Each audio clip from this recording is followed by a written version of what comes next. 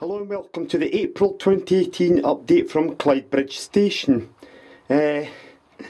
Obviously, because I'm still doing a lot of track planning, there isn't much work really to be done scenic wise, but there's been a few little developments, maybe one or two big developments that have been done on the layout. So what I'll do is I'll talk you through them, and if you've got any comments or questions or suggestions, then just add them in the comments section. Thanks very much and please enjoy the video. Now, the first thing to explain to you this month is you'll notice that 47475 is missing from the layout. What I actually noticed during testing of the locomotive on the ramp was that it was derailing at some points, and what I actually found out in the end was that one of the couplers was drooped down at the locomotive's number 1 end. Now, for those of you who are not sure about a Class 47, this end here is the number 1 end, this is the number 2 end. And what I've actually discovered was that the coupling, as I say, was bending down and it was catching some of the points and causing the loco to derail. The loco was sent back to the Cairnrow Model Centre, and at the time of filming today, they've identified the fault. The NEM box was bent down, so they've straightened it back up. And they've got it all sorted, and it will be back on the layout very soon, so by the time of the May update it will be here. So in the meantime, I'm going to have to use 47708 to demonstrate the next thing for you, and that is that the ramp is now fully tracked. It has brand new track on it. During initial testing of the ramp, the locomotives would come out of here and the points were here. What I noticed during the testing was that that was actually causing locos to derail. So I put this straight bit in, I've moved the points to here. There we go, get a better view of it now. So I've moved the point here, and it means that there's a straight bit of track before the trains come on, the locos come onto the points. And you'll notice I have went with the points here rather than maybe down here, and I've stayed with first radius and second radius curves. As long as the trains go slow, they'll be fine. So it's double track all the way up to here, and the ramp bit here at the top is now sorted as well. I've got some, you just see there, I've got some extra cork underlay, and there's a transition here where it goes from 1/8 cork to 1/16 cork, the thinner stuff, which will be used on the main bit of the layout. The ramp itself has had extra supports put onto it as well, because it was beginning to flex a bit. And eventually what I'll do here is I'll put a piece of hardboard just about there, which should be small enough to, should be small enough to be able to accommodate me getting my hand over there to change the points. The ramp will get DCC'd eventually as well. I'll probably have it there and maybe down here too. But again, that's really going to depend upon where the bus wire goes, so there's a lot of thinking to do. But all of this right up to this point here, and this bit here on the ramp, is all brand new track, all pinned down. It has been tested. Now, for those of you that follow me on Facebook and who have, are on the forum brblue.net, and you'll see my thread Clydebridge Station, you will know about what's going to come with it, this next bit, because I've already put it on Instagram. 47475 pulling its coaches up the ramp.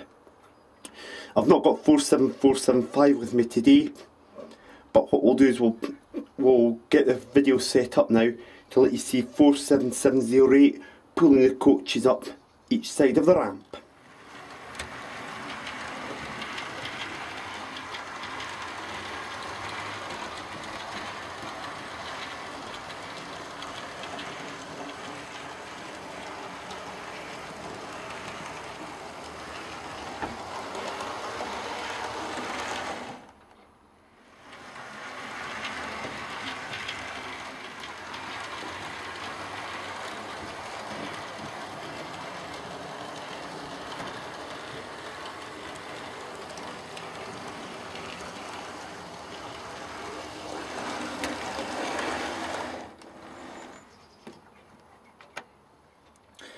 There we are, so that's how it looks with trains going up. On initial testing of this ramp, there were some problems that I encountered. First of all, immediately at the top of the ramp I had the track bending just about here, and that was causing locos to derail because they were coming straight up the ramp, and the wheels were just coming off the track for a little bit, and it was actually missing the curve. So by installing an extra straight and then sending the track round closer to the wall, that's actually alleviated the problem. It solved the problem completely. I had a join here, as you can see, but on this section I found that the locos were still derailing, so I swapped track about. This is a long straight, and you can see that the locos are now not derailing as long as they go at the right speed. The testing of the ramp was important because this is a lesson I've learnt from the old layout, Glasgow City, where I just laid the track down, started building things without testing the track first to make sure everything was okay. And obviously I've even found a problem round here today where it was just catching a bit of rail there. I've put another piece of cork underlay just in there, and that seems again to have solved the problem. So I'm finding these things out as I go before I actually get around to making the layout permanent. Now, while I'm at the top of the ramp here, it's worth pointing out a few other things. Obviously there's going to be a bit of baseboard going in here eventually, and it'll be shaped so it can actually slot into here and there. Electric cable actually goes all the way up and round. But it's my plan that there'll be some sort of access to get the plugs and that down there, but I'll have to work on that. Because I'm having to replace track, I'm not in a position to start landscaping a lot of things yet. I can't do much ballasting really, but as you'll notice here, I've got this section of wall here that's been made out of some hardboard, and basically this is going to be the north tunnel wall. And what will happen is, that's 2 coats of primer it's had on it, and it's going to get a coat of grey paint, same as what we've got here, the Dulux Urban Obsession. I've got the can right here for you.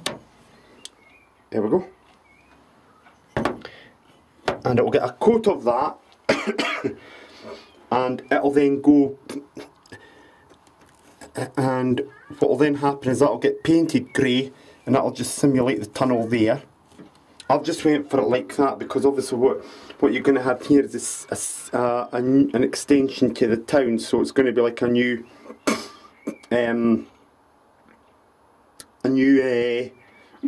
tunnel section altogether. So what I'm going to do is go and get that painted grey, and I'm going to leave it overnight, but by the magic of YouTube, what you'll be able to see is in the next few minutes that this will be all painted grey, and it'll be dry and ready for you to have a look. And then what I'll do is I'll talk through some of the other things that I'm going to actually end up doing here on the layout for you, so don't go away. Well, just under 24 hours later, and that's how it's turned out, and I'm fairly happy with that. Now obviously a lot of this is not going to get seen because the town scene will be coming across over this way, and that's what this line here has been drawn for, just to try and simulate where the town scene is going to go. And it'll be shaper sheet with shaper sheet plaster that will form the boundary here. This pillar's just in position here, and it'll need to get cut to the right height, and there'll be some skirting boards which I'll use, old skirting boards, and that'll form the basis to put the shaper sheet over. The ballasting will probably get done to maybe say about here, just after it goes out of sight. And obviously the dropper connections will need to get put into there, but more about the DCCing of the layout in a moment. But that's what I'm very happy about. And this morning also got a return E from the Kernout Model Centre, and she has 47475, so what we'll do is in a couple of minutes we'll get 47475 running up the ramp in both directions, and so you can see a classic Transpennine train.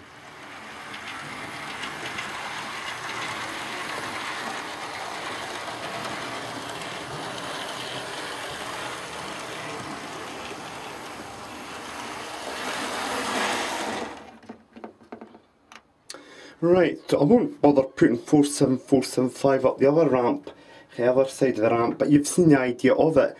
It has had a couple of difficulties just in this set of points when it was there, because one of the bogies was going in that way, but if I run it at a certain speed it seems to be fine, so it's just something I'll need to keep an eye on. I don't know if it's actually the point that's at fault or not. That I'm not quite sure about in comparison to that one. I'm really honestly not sure what the script is with that. But anyway, it's something we'll keep an eye on.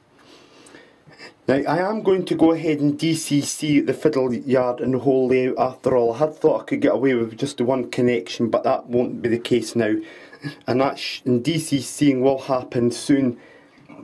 Probably using a Hornby Elite controller and Bachmann or Gauge Master chips in each of the locos.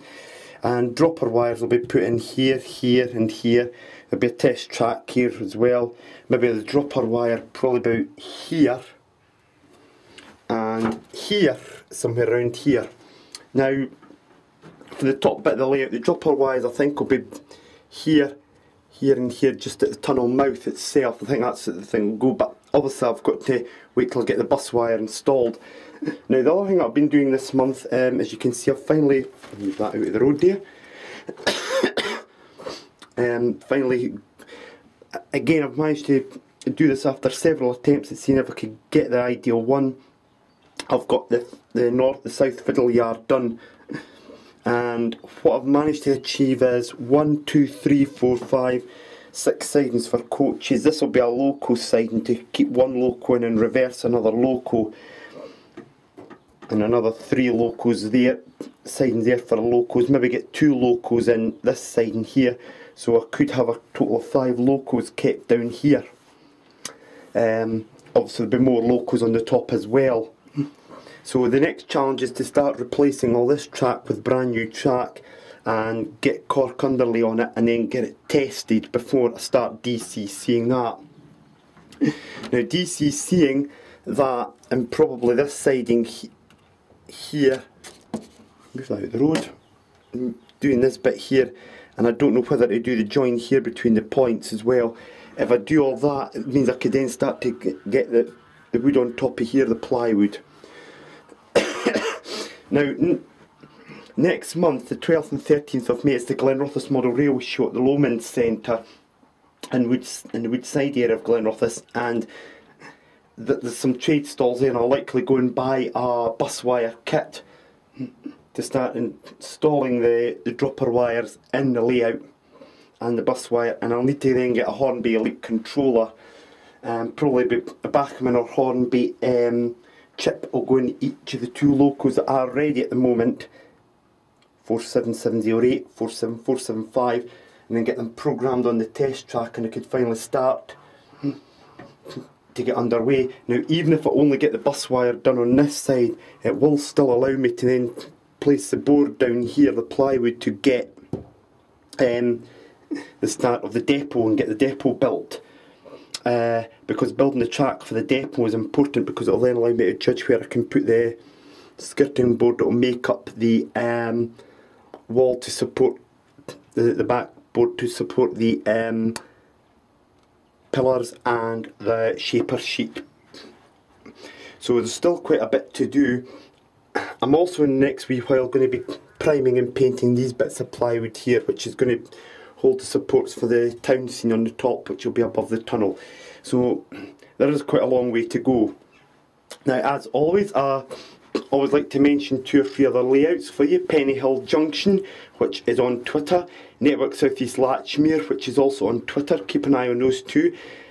New Junction is a double O gauge layout set in the privatised era of British Rail in the 21st century. But if, like me, you prefer good old British Rail in the sectorisation era, Dean Park Station with David Watson on the 23rd of April, his latest update, the April update for 2018, went on air. He's been doing a few things on his layout over the past month, and check out David Watson with Dean Park Station, because on the 1st of May, according to the Dean Park Facebook, there's going to be a HST gala, so those of you that like your HSTs, check that out. And Richard Warren with Everard Junction, check out the layouts, the videos for his old layout and his new layout, because they're well worth watching as well.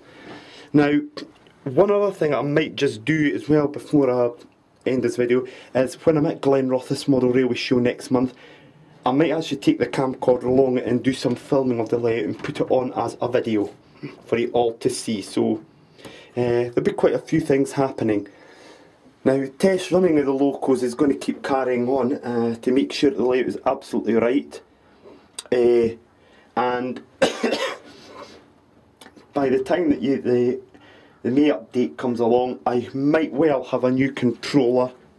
I might well have this bit here DCC'd. So there's a lot to possibly look forward to. And I shall see you in May for the May update. So thank you very much indeed for watching, and check out those other layouts that I've told you about on Twitter and YouTube. Bye bye for now.